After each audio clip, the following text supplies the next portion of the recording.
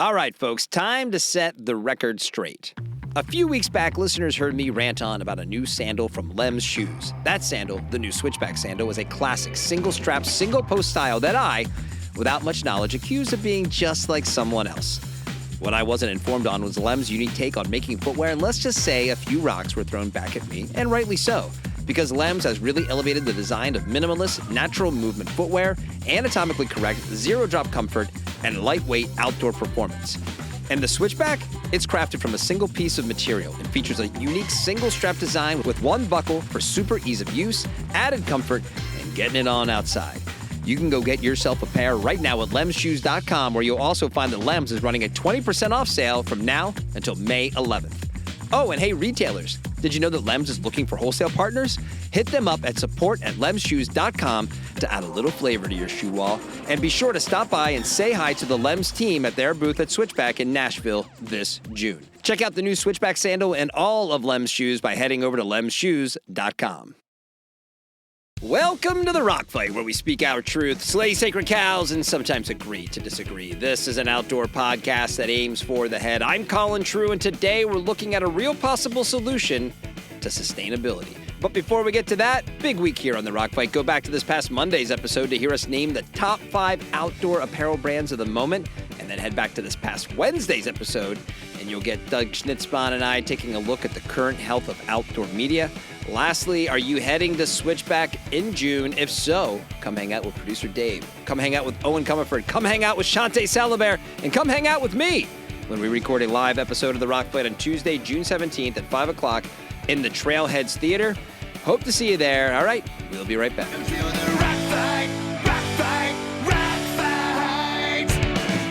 Hey everyone, before we keep going here, I need to tell you about our teammates at Darby Communications. Like I've been telling you, if you run an outdoor, an endurance, or an active lifestyle brand, there is no better PR and digital marketing belay partner or drinking buddy than Darby. They can help your business reach new heights, and they might just keep you from falling on your ass. Since we started working with Darby, more and more people, and this is an important point now, guys, I want you to hear me on this, more and more people have reached out to us here at The Rock Fight because of that messaging. Look, guys, I'm dead serious. If they can help us, they can help anybody. Hit them up at darbycommunications.com. Do it today. The heart of the issue of sustainability in the outdoor industry is a lack of patience. Consumers want to be absolved for the purchases they want to make. Brands want solutions, but not if they cost more, and not if they have to wait more than one development cycle to get them. Innovative solutions to anything takes time and investment, but the pressures of the seasonal calendar we are all privy to here in the outdoor industry is relentless. I've always thought that it would have to take government legislation and regulation to make any meaningful changes, new rules that would dictate what was needed, and thus allow for our apparel and gear makers to invest in the time needed to fund and develop bigger solutions that would allow us to move on from petroleum as the primary source of much of what we make. And we've seen glimpses of that with California's Responsible Textile Recovery Act, but I never thought I'd see an independent organization take much action because of the cost and the timelines that would both be massive. And then in the fall of 2023, I started hearing about Reju, a new company that was looking at taking existing polyester garments and turning them back into new raw materials. Former president of Timberland and former Under Armour CEO Patrik Frisk was named the CEO of this new venture. And I was, of course, immediately dubious, not because of Patrik, but because of the promises they were making. I mean, most of these kinds of initiatives in the past had carried more bluster than results. But over the past 18 months, more news came out about Reju that started to show me that they might be legit. And now earlier this month, Reju announced their second regeneration facility that promises to take 300 million articles of clothing and turn them back into polyester that can then be converted into yarn and fabrics. And this all sounds promising, but does Reju have the funding and the stomach for how long this whole thing will take? Well, Patrik Frisk is here on the show with me today to dig into who Reju is and how they are planning to solve the problems that so far no one has had the patience to solve. So welcome back to The Rock Fight, where today it's Can Reju Solve the Outdoor Industry Sustainability Problem with Patrik Frisk. All right, well, we are here with Patrik Frisk, the CEO of Reju. Is it Reju or Reju? Is it a hard J? It's a hard J because it's rejuvenate, right? So it comes from the word rejuvenation. There it is. Well, welcome to the show, Patrik. Thank you very much. Happy to be here. We are catching you when you're in the midst of a kind of a crazy travel schedule. You're currently in New Hampshire. which is That's funny. Like correct. we never overlapped. I was at Timberland prior to your tenure there, but you did some time at Timberland as well, which I I assume did. that's why you have an establishment in New Hampshire because of your Timberland time. Yes, that's true. And actually, we have a couple of ex-Timberland people working at Reju now, which is also Yeah, fantastic. Diane Woods Yes, and yes, Matt that's right. Allen. Matt Allen, that's right. Yeah, That's right. the Yeah, some famous of one half of the famous Allen brothers. that's true. That's true. And, it's also true that, when I work with Timberland here, I work with some of the best people that I've ever worked Yeah. with. So I thought if we're going to be establishing Reju in North America, why not start from where the great people are? That's a good, definitely, and a pretty famous legacy up there in the Northeast in terms of footwear and other interesting Exactly. outdoor brands as well. So, Yeah. Yeah. well, let's start with the big picture, right? I think I've been mentioning to folks that you're going to come on the podcast, and Reju is still relatively fresh name, kind of in at least the outdoor space and probably in general. Like a lot of what you're doing, I'm sure, is going around and kind of explaining what the purpose is, explaining who you guys are. So let's just start right there. What is Reju? And what is Reju's purpose? So our purpose is to unlock infinite possibilities within finite materials. That's actually our purpose, and that's why we exist. And we have also a very clear vision of a world designed to last. So let's just begin there. I think for us, what we're trying to do is we're trying to address actually several different things. And what's very normal in this industry, this not yet existing industry that we're hoping is going to become part of the textile future, is the fact that we tend to talk about things in isolation. So we talk about technology, and then we talk about waste, and then we talk about the stuff that we're making and so forth, materials and what have you. At Reju, what we realized early on was the fact that you need to take a really systemic approach here, because the reality is a really big problem that we've caused as an industry is textile waste, and it's massive. So you need a technology, we believe, that can address that. So in other words, how do we take what we've got now as waste and turn it back into a resource?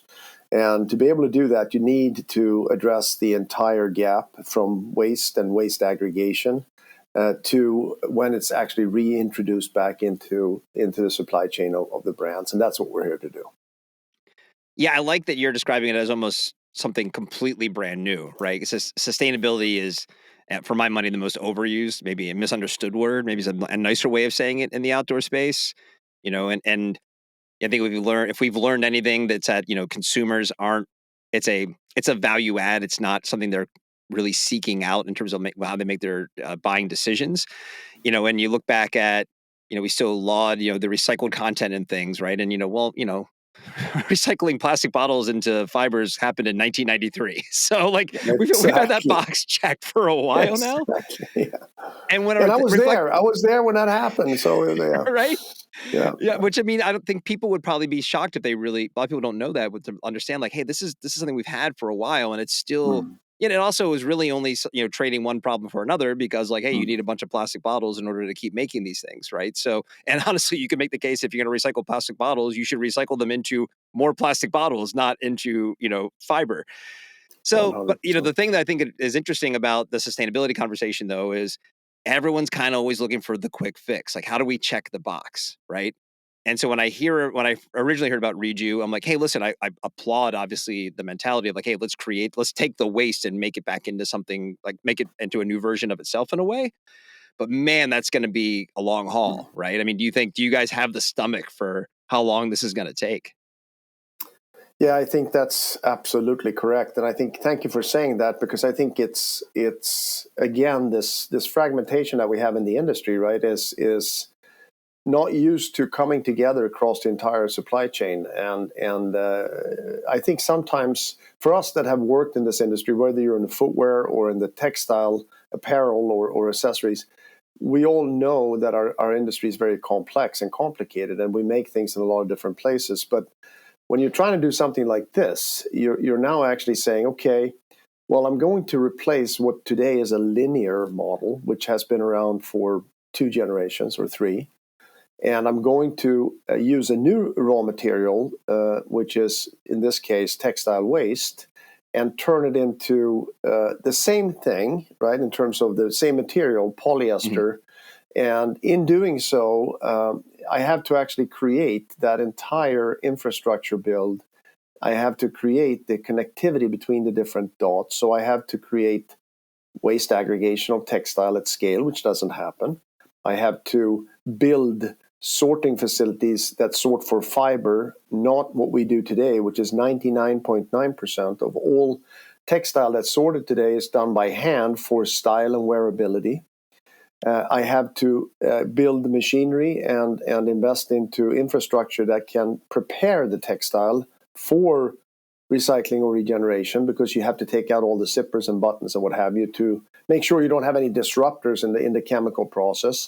And then you got to build this monster of a unit that has a capability to actually do the chemistry of taking apart all of these things that we've put together as an industry, all the mixes of materials, and extract, in this case, the polyester, and then go through an entire process of depolymerizing that down to its monomers. You're really talking about chemistry and molecules here. And then get it into a different place and repolymerize it and make it into polyester again that can be made into yarns and so forth. So it is a very large undertaking. It takes time to coordinate. It takes time to build. And so by definition, it will be a long period of time before you have scale. What's important is that fact that you actually said it. It's going to take time, because the problem, of course, is we are aggregating, or let's say not aggregating, but we are creating waste at a very rapid pace. Yeah. And the problem with what we're talking about here is it does not disintegrate by itself. So if we put it into the ground, it's going to stay there. Yeah. If we don't put it into the ground, we got one other alternative, which is to burn it. We should, of course, try to resell it or rewear it, but there's limitations to that. So unless we start to address this and make this a generational quest, we're going to be in even more trouble down the road. And I think what you're starting to see now is the system is starting to back up. We've been able to kind of ship this to faraway places, out of sight, out of mind kind of an approach. Well, the chicken's coming home to roost there. I don't think that's going to be necessarily possible for so much longer.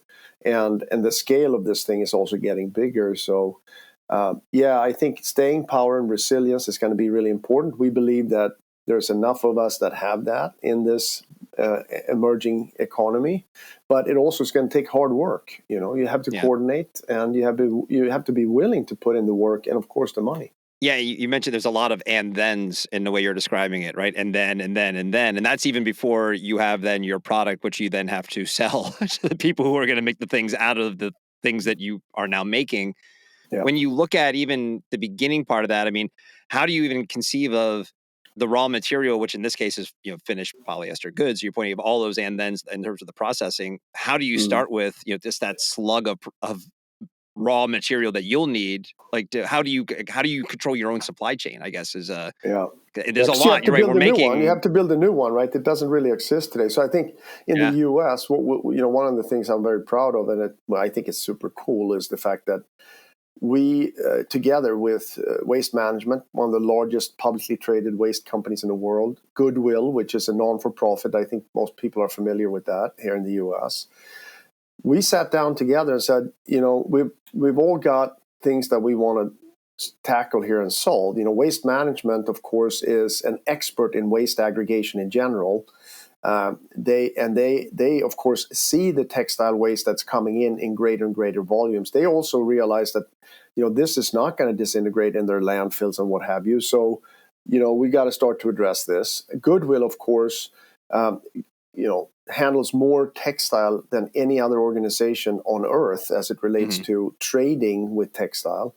They have also an opportunity because they could take more textile, and so here we are looking at, okay, let's make sure that we start to address one of the things that's the biggest opportunity in North America, which is the general waste stream, where you have about 80% of all textile being thrown away. And that's what we're doing right now. And I'm very excited. We just started a few weeks ago in 2 cities in North America to pick up, curbside together with waste management. They're then delivering that to Goodwill. They're sorting for wearability. And then, we get it down to a facility that waste management has built where we're sorting for fiber. And it's experimental at this stage, but it is the beginning. And that's the kind of relationships that are highly unconventional, that did not exist before, that we're going to need to get on with this. Is there a quality that you need to achieve in order, like in terms of the polyester you're looking for, or is it, you can have the cheap stuff, or does it have to be kind of the good stuff, like that we typically see in the outdoor space? Yeah. So this is the beauty of it. So for me personally, one of the reasons why I took on this challenge and this job was I realized you needed a technology that could address the problem, right? So the problem isn't actually making textile yarn. That's not the problem. The problem is taking what is today the problem of post-consumer textile waste, at great volumes. And this textile waste is, of course, mixed. If you say that you're going to address textile waste post-consumer, you open up your faucet, you're going to get everything. You're going to get mix. And if you take all of the textile that's being collected or that could be collected today in the US and all the tests that we've done so far, we see that the average mix is about 70-30 polycotton. So 70% polyester and 30% cotton. That's the general kind of average. So you need a technology to be able to take 70-30 polycotton if you want to be efficient. So our technology can do that, but that's only part of that big pile, right? Because you're also going to get 100% cotton, 100% this and that and whatever. So you need to make little piles of everything and then monetize or valorize those piles. The good news is that the technology that we're using to depolymerize and take care of the post-consumer textile is the biggest pile and the biggest problem. So yes, for us, what's exciting here is that we can start to attack the problem by addressing the biggest pile and the biggest part of the post-consumer textile, which is the growing problem. And I think when we look at this, and I'm fascinated by the waste problem, something that I never thought I would be fascinated by, but I am now.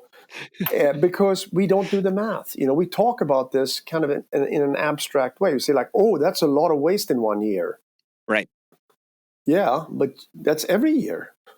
Yeah, right. So you can imagine it's like trying to stuff, 75 million cars into the ground every year. I mean, how long can you continue to do that? Well, right. I mean, I was going to say like, well, what happens if polyester gets limited and there's not enough? But listen, we're making whatever it is, 100 billion garments every single year. We have more garments in existence right now that could clothe the population of the planet for how many more years to come and have excess. Right. So that's probably not going to be a problem for you guys. No, actually, we did the math. It's about 6 generations. So there you go. That's a lot. That's plenty of So in the stage, though, to your point, though, with so much you have to get to and so much you have to kind of figure out, like, what's your plan? I mean, profitability, I'm imagining, is a little far in the future, right? It is. I imagine this is a level of investment. Is this private investment? Is it, how do you stay in business? So the fortunate thing as it relates to profitability and the model is the fact that it actually takes time to build it up. Now, we would all like to make it happen really quick, but because of all the ands that you just talked about before, you actually need time for everything to scale. So if you suddenly would turn on the tap and have lots of availability, that might create, a kind of a dysfunctional situation. So if the way to think about this is we need to coordinate aggregation, sorting, preparation, building of these quite large regeneration hubs, as we call them, and then also make sure that we can prepare the polymer makers, the polyester manufacturer that we also are doing to be able to make what comes out of these regeneration hubs, and then make sure that the go-to-market works into the brands as well. So it is a staged, coordinated effort that will be generational. And to give you a sense of the scale of this thing, so if you think about what we see today as the demand, And this is not Reju saying this. This is several different reports that are saying this in terms of where we're going to be 10 years from now in 20, 34, 35. And we can do this kind of projection because we also make, like you said before, recycled polyester out of bottles, right? There is a demand today, and that will grow, and then the textile to textile demand will kind of turn on. And so there's a demand, we believe, of around 20 million tons in 2034, 35. Okay. And today, if you take myself and everybody else that's trying to do what I do, and you combine all of that, and everybody built exactly everything that they said that they would do, by that time in 34, 35, we could get capacity of 4 to 4.5 million turned on. So it's at best a quarter of the demand that will be there at that point. And that demand, the 20 that you're talking about in demand, is less than 20% of the polyester in total. In other words, the other 80 million tons or so would be still coming from oil. And right. Of course, this would tell you that, wow, and that's in 10 years? Yeah, that's in 10 years. So you guess what? We better get going, because if we don't do this, then you're going to have to take 100 million potentially from virgin resources, or take more from bottles. But that doesn't make any sense. Like why long would term, we right. take bottles for so it's good actually that it will take time to some, in terms of calibration, in terms of demand and need. We should really try to go much faster. Yeah, we could use it today. Right. We I could think use some it context today, for right?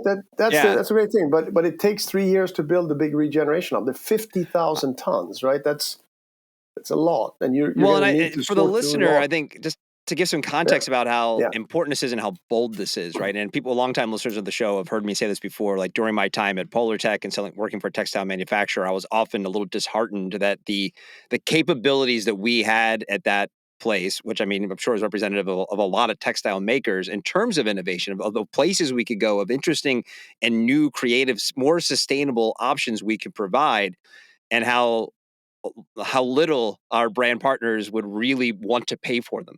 They always were very interested and supportive of the outcome, but as soon as that margin started to shrink, boy, the conversation changed quite a bit. And so I always just fell in the camp of like, the only way this gets better is with with legislative intervention, right? I mean, it's like somebody's going to have to say, you can't do it that way anymore. This is how you have to do it. And we've had a little bit of that, right? The Textile Acts here in California and things like that. And I did one reason I felt that way too is because of what you're describing of, hey, listen, in 10 years on the current trajectory, we can have a quarter of the problem solved effectively. And it's like, so someone, like I said, you have to have a stomach for this. You have to have money for this. And even then, even if you guys are successful, it's probably, we will still require some level of legislative intervention in order for this to be completely successful and for us to get off the teat that is petroleum, right? And and that's the state of where we are. And it becomes frustrating because, and I've said this again multiple times in the pod, because consumers are unreliable. They're not going to demand it. And I put myself in that bucket of like, I walk into a shop and I see a shirt or something that I want, and I typically will just buy it. And I know better, right? I know to look at what's in it and where it came from. But I'm like, ooh, I like that color, and I'm buying the shirt, right? I mean, it's just kind of who we are as an organism in a way, right? Yeah, we've both been in this business for a long time, and we know that. Yeah, usually the shirt's free if it's you or me. Yeah, that's also true. But I think the fact that that the consumer, this is a very emotional buy, right? I mean, apparel, it's emotional, and if you think about the human needs, right, in terms of shelter and food, actually the way that you project yourself and how you feel about that comes very high up on the type of things that you're most likely to invest in. And that's especially also true when you look at emerging economies, right? I mean, one of the first things that people like to do is dress better. or buy more clothing. So, and the world population is still growing, and more people are getting out of poverty than before, and so forth. So we're going to see this growth whether we want to or not. And so we need to help the consumer here. And we should not forget about the fact that this industry contributes to about 10%, right, of the greenhouse emissions in the world. So, having said that, what's really important, and I think this is the other aspect of how we think about this, is the fact that you have to have an economic model that works, right? You have to make sure that all of this stuff that we've just talked about in terms of all the things that needs to get built, everybody's got to make money there. If you can't do that, then this is not going to work. So back to your question around margins and cost and things. Yes, we're building a whole new system that's going to cost money. And the days of just free riding on an oil pipeline that's actually been built for something else that we've been free riding on. I mean, oil pipes and what have you, they're actually built for other things too. And therefore, it's a very cheap mode of transportation, if you like, in terms of how to think about the supply chain of oil that then becomes polyester. But it's also a finite resource. And we can debate, and there's, as you know, a lot of debate on how long will this stuff last. Is it, 20 years? When have we reached peak oil? And well, I'm part of a very large engineering company now that are understanding things like this, and everybody knows that at some point we're going to kind of start to run out. So do we want to make sure that we start to think about that now, or do we want to wait until we're in kind of crisis mode before we move or not? And to your point, some of this legislation should be helping drive better behavior for all of us, right, to some extent. And it's not about regulating everything. It's about frameworks, right? And it's no different. Can you imagine if we would not have put in catalytic converters? I mean, I remember, and this is how old I am, driving into LA in the late 70s. And I couldn't see the city, right? I could not see the city because the smog was so intense, right? Yep. It's the same thing if you drive into Delhi today in India. Right. So what did we do? Well, we created, catalytic converters, and we said, to the industry that you got to start putting these things in. And here are some timelines. And of course, that wasn't easy, and that was a cost that you had to calculate with. And this is a kind of a similar thing. You're also talking about emissions here, but you're talking about not just emissions. You're talking about waste that's being created that is not carbon that you can't see. This stuff is going to show up on your doorsteps as well. So that's the added uncomfort of this thing, right? Yeah. So when you look, I even if 10 years from now is sort of the kind of like when you're almost at a level of scale, are in between now and then, are there short-term goals for yarn production? Do you think there's a timeline when ideally you might even see some garments in the marketplace? How does the go-to-market plan work? No, that's a great question. So we'll be making yarns this year, right? We're making yarns. Actually, we're not commercially making them yet because listen, we're 18 months old.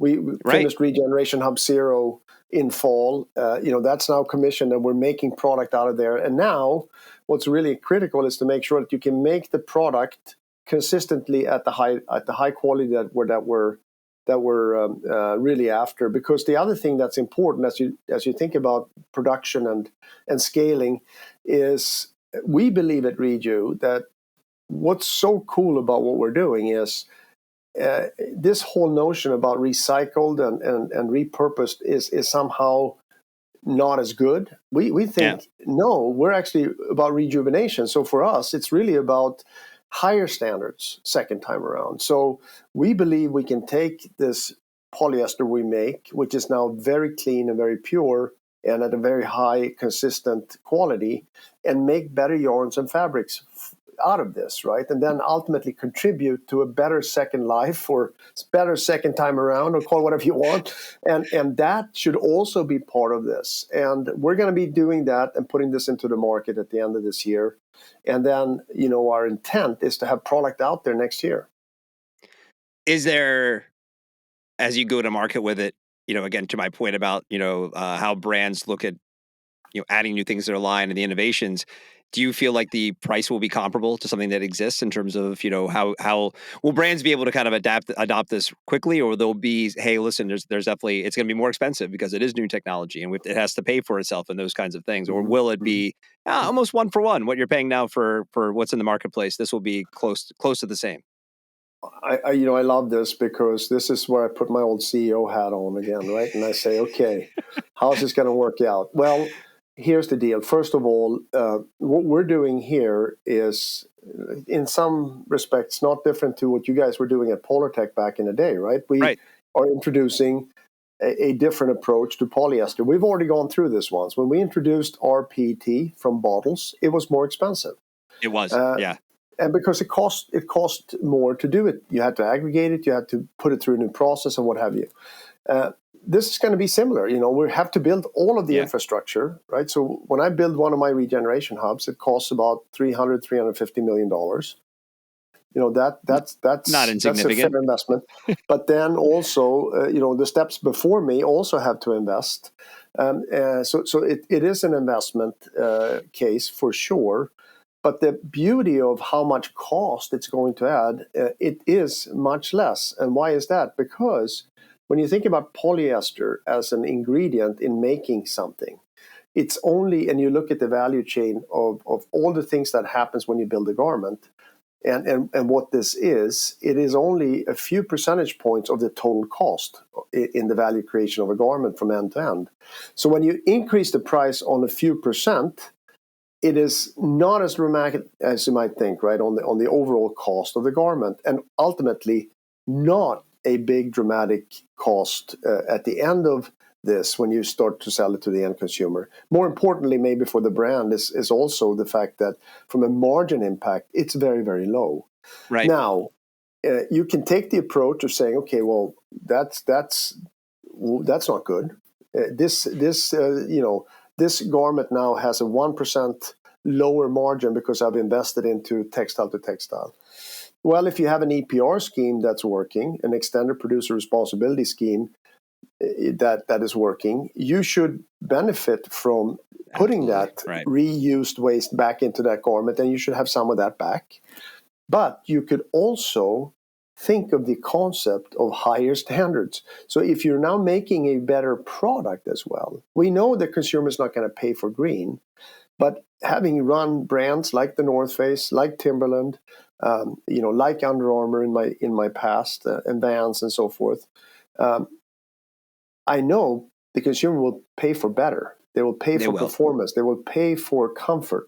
So why don't we just build that into it as well and kind of hedge our bets here in terms of what the consumer is willing to pay for? Why don't we just build a better product out of this stuff? You know what? The volumes are going to be about this big. So if you're a really big brand and you're starting to do this and you take it into the overall equation of everything that you're doing, it's not going to be even material. And, by the way, our industry has done nothing but adjust to things like this throughout our history. Cotton prices going up and down. I used to be part of VF Corporation. We had brands like Lee and Wrangler. I remember when the cotton was going up, 20, 30, 40%. And we were managing that. I used to run Timberland. Suddenly I had to care about, Texas steer hide prices because leather. We had a freaking storm in Texas and they were dying. And now my leather prices were going this is and if you have made a commitment as a brand, you've gone out and you said publicly that I think we should start to care about the waste that we create. And I'm going to put targets out there to try to get from here to there. Yeah. That's an investment you're making. And I would make a case for growth. I would make a case for resilience. I would make a case for de-risking. And by the way, when we're talking about it, why don't we also think about our business models, right? And we say, you know what?